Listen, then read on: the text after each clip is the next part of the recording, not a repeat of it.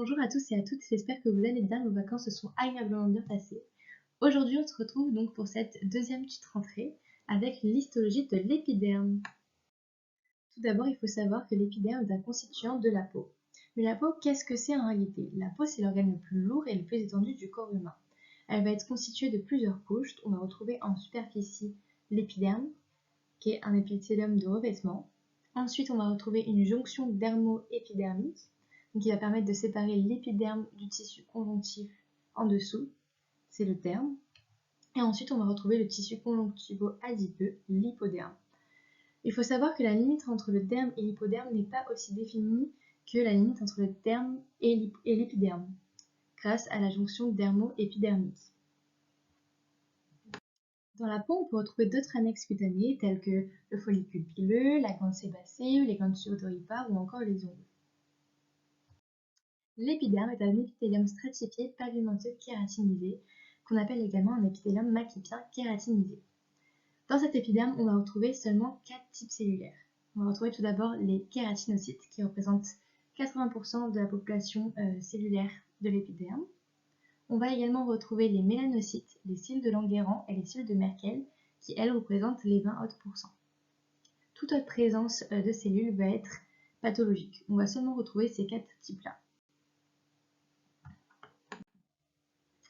L'épiderme est non vascularisé, du coup il va être nourri par imbibition des capillaires présents dans le derme papillaire. Néanmoins, cet épiderme va être innervé, donc non vascularisé mais innervé. De plus, il faut noter que l'épaisseur de cet épiderme va être variable selon les régions qui tapissent. En effet, il va être plus épais au niveau palmo et plantaire. Donc maintenant, je vais vous parler des kératinocytes. Les kératinocytes proviennent de l'épiblaste secondaire et représentent la première population cellulaire de l'épiderme. Les kératinocytes vont migrer et acquérir des caractéristiques et morphologies différentes selon leur localisation dans l'épiderme. Ils vont alors se répartir en 4 couches. On va retrouver tout d'abord la couche cornée en superficie, ensuite la couche granuleuse, la couche spineuse et enfin la couche basale. À l'aide de la microscopie, donc on va pouvoir distinguer ces différentes couches. On va tout d'abord retrouver la couche cornée qui va être composée de plusieurs assises, plusieurs lignes de kératinocytes qui vont ici être aplaties, anucléées, donc sans noyau, et qui vont s'appeler dans cette couche les cornéocytes. Ensuite, on va retrouver la couche granuleuse qui, comme pour la couche cornée, va être constituée de plusieurs assises de cellules aplaties.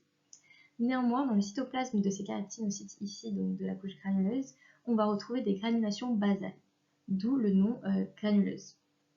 Ensuite, on va retrouver la couche spineuse. Donc, elle va également être constituée de plusieurs assises de kératinocytes, mais qui vont cette fois être polygonaux. Les contours donc de ces kératinocytes vont être hérissés d'épines, et ces épines vont représenter les démosomes qui vont permettre l'attache et les jonctions entre ces kératinocytes. Pour finir, on va retrouver la couche basale qui, elle, est directement au contact de la jonction thermo-épidermique, donc c'est la couche la plus profonde de l'épiderme. Pour une fois, ici, on va avoir seulement une assise unique de kératinocytes qui vont être cubiques ou cylindriques. Au sein de ces kératinocytes, on va retrouver des cellules souches qui vont permettre le renouvellement de l'épiderme. Donc pour la microscopie électronique, qui a une meilleure résolution que la microscopie optique, donc on va distinguer des autres structures qu'on ne pouvait pas distinguer précédemment, comme notamment les tonofilaments. Donc ces tonofilaments, ce sont des filaments intermédiaires rassemblés en trousseaux, donc qui vont disparaître dans la couche cornée. Donc on va retrouver dans la couche basale, spineuse et granuleuse. Donc en effet, dans cette couche cornée, ils vont être remplacés par des filaments intermédiaires organisés en réseau. Ensuite, on va retrouver les hémodémosomes et les démosomes, donc qui sont des jonctions, des systèmes de jonction cellulaires. Donc ça vous renvoie un peu au cours sur les épithéliums, sur lesquels s'ancrent les tonofilaments. Donc les hémidémosomes, eux, vont permettre d'accrocher les kératinocytes à la lame basale, donc les kératinocytes basaux, alors que les démosomes, eux, vont permettre d'accrocher les kératinocytes entre eux, tout simplement. Les démosomes sont très nombreux donc, dans la couche spineuse, au niveau des prolongements, donc les épines, et ainsi que dans la couche cornée, qu'on appelle les cornéodémosomes. On va également pouvoir distinguer grâce à la microscopie électronique les mélanosomes de stade 4, mais ils vont être phagocytés par les kératinocytes basaux. Néanmoins, ils vont persister en plus ou moins nombre dans les couches suprabasales, donc c'est-à-dire les couches supérieures de la couche basale, suivant le phototype cutané. On retrouve également des grains de kératohyalines et des kératinosomes qui sont simplement des marqueurs de la différenciation terminale. Cependant, on les perd dans la couche cornée. Ces kératinosomes, du coup, on les retrouve au niveau de la région périnucléaire, donc autour du noyau, puis ils vont migrer progressivement vers la membrane plasmique avec laquelle ils vont fusionner pour pouvoir déverser leur contenu au niveau de l'espace intercellulaire. Donc leur contenu déversé va former le ciment intercornéocytaire. Ce ciment intercornéocytaire, c'est ce qu'on retrouve entre les cornéocytes, c'est-à-dire les kératinocytes de la couche cornée, et ils sont formés de lamelles de lipides. Les kératinocytes vont assurer 3 grandes fonctions. Donc tout d'abord la cohésion de l'épiderme et sa protection donc, face aux agressions mécaniques. Ensuite, il va avoir une fonction de barrière entre le milieu intérieur et le milieu extérieur. Et enfin, il va permettre la protection contre les radiations UV. Donc maintenant, je vais vous parler des mélanocytes. Les mélanocytes constituent la deuxième population cellulaire de l'épiderme et proviennent de la crête neurale. Donc ces mélanocytes sont responsables de la synthèse de pigments qu'on appelle les mélanines. Suivant le type de coloration utilisé ainsi que le type de microscopie, on ne va pas distinguer ces mélanocytes de la même façon. En effet, en coloration standard en microscopie optique, les mélanocytes vont apparaître comme des cellules rondes et claires, avec un noyau plutôt arrondi et dense. Ces mélanocytes vont être situés au niveau des kératinocytes basaux et vont faire saillie dans le derme. Les dendrites ne vont pas être visibles en coloration standard. Néanmoins, après congélation et doppler-reaction ou études immunohistochimiques, on va voir que ces cellules vont être dendritiques, avec un corps cellulaire situé entre les kératinocytes basaux et des prolongements dendritiques entre les kératinocytes suprabasaux, donc au niveau de la partie supérieure de la couche basale. En microscopie électronique, à fort grossissement, ces mélanocytes vont avoir des organites pathogonomiques qu'on appelle les mélanosomes. Donc tout d'abord, qu'est-ce que les mélanosomes? Au sein des mélanocytes, on va retrouver ces mélanosomes qui, eux, contiennent la mélanine. On va distinguer du coup les mélanosomes à eumélanine ainsi que les mélanosomes à phéomélanine. Donc qu'est-ce que la différence? La différence est que les mélanosomes à eumélanine vont être de forme allongée. Du coup, ils vont contenir des lamelles allongées dans le sens de la longueur qui vont se charger de mélanine et du coup, vont être denses en électrons. Ça va être la même chose pour les mélanosomes à phéomélanine, sauf que ces mélanosomes à phéomélanine, eux, vont être arrondis. Et du coup, ils vont contenir plein de petites vésicules et non des lamelles. Pour ces deux types de mélanosomes, on va retrouver 4 stades de maturation, qui ne sont pas évoqués aujourd'hui dans ce cours. Les mélanines vont assurer 2 grandes fonctions. Donc, tout d'abord, les mélanines vont donner la couleur, la pigmentation à la peau. Donc il va exister 2 catégories de pigmentation. On va tout d'abord retrouver la pigmentation constitutive de la peau, donc c'est la coloration naturelle de base de la peau. Et ensuite on va retrouver la pigmentation facultative, donc c'est autrement dit le bronzage, donc après l'exposition aux UV. Les phéomélanines, donc eux, vont être responsables des pigments jaunes ou rouges de la peau, alors que l'eumélanine, elle, va donner plutôt des pigments noirs, bruns. On va retrouver au total 6 phototypes cutanés en fonction de la pigmentation. Du coup, le type 1 donc, des phototypes cutanés, donc ça va être une peau qui est blanche, qui brûle toujours et ne bronze jamais. Le type 2, lui, ça va être une peau qui est blanche, qui brûle facilement, qui bronze peu ou avec difficulté. Le type 3, donc ça va être la peau blanche qui brûle peu et qui bronze progressivement. Le type 4, ça va être une peau qui est mate, qui brûle peu et qui bronze toujours bien.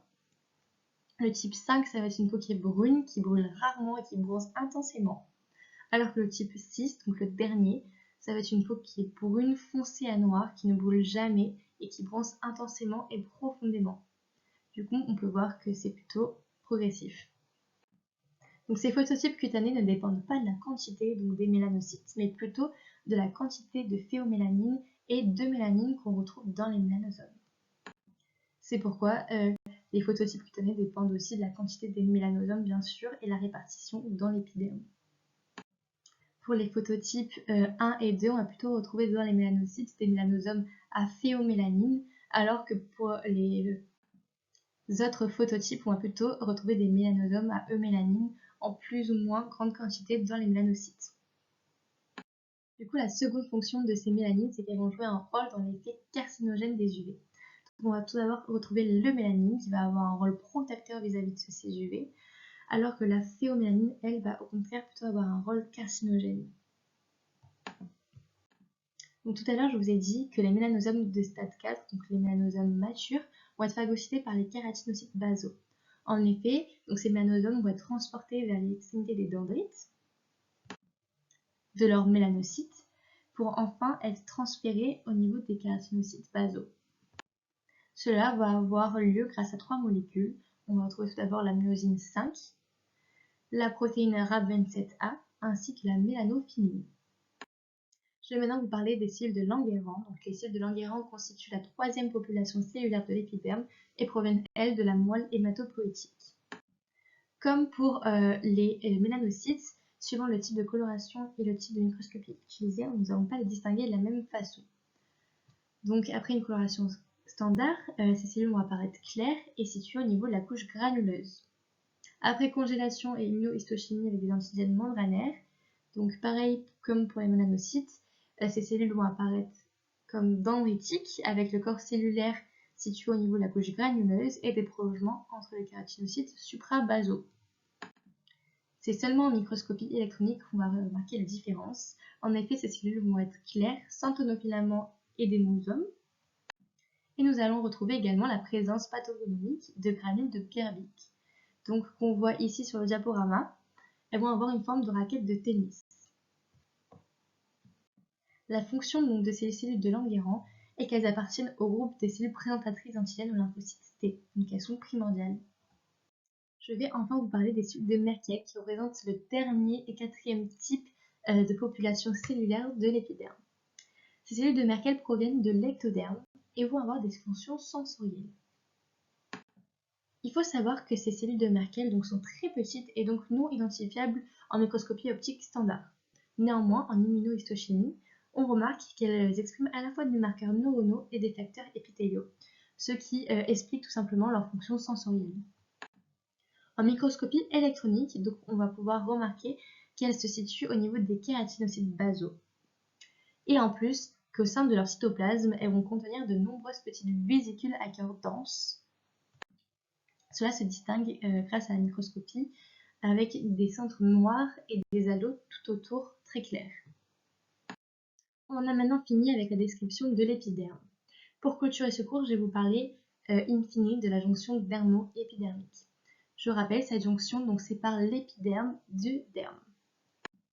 En microscopie optique, donc avec une coloration standard, cette jonction dermo-épidermique ne va malheureusement pas être identifiable. Mais avec des colorations spéciales telles que le PAS ou encore l'immunophosphorescence, on va pouvoir la distinguer. Donc cette jonction se trouve entre les kératinocytes basaux, c'est-à-dire les kératinocytes situés dans la couche la plus profonde de l'épiderme, et entre le derme papillaire.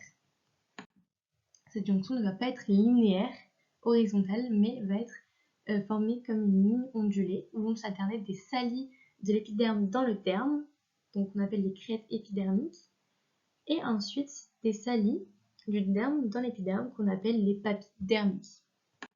C'est maintenant fini pour ce cours, j'espère que ça vous aura plu et si vous avez n'importe quelle question, n'hésitez pas à me les poser sur le forum, j'y répondrai avec plaisir. Au revoir.